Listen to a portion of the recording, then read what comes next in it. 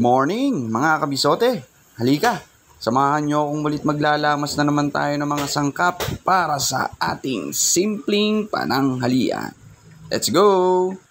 First step, pakuluan natin ng isang kulo yung pata ng baboy natin. Kapag okay na, banlawan natin at hugasan. Saka natin lagyan ng sibuyas, luya, paminta at tubig. Huwag mag-alala, hindi mawawala ang lasa niyan mga kabisote. Pinalis lang natin yung impurities ng karne.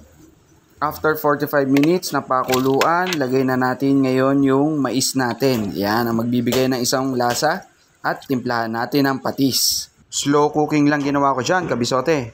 After 15 minutes, malambot-lambot na ang mais, ilagay na natin ang kamote. Yan.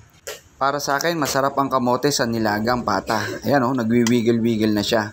Ibig sabihin, malambot na ang pata natin. Saka na natin ilagay yung pechay bagyo at ibalik natin yung kamote, then lagyan natin ng dahon ng sibuyas.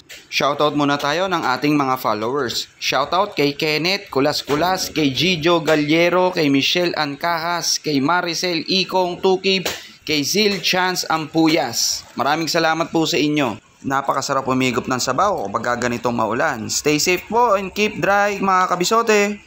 Oh, ano pang hinihintay mo, kabisote? Tara, kakain na!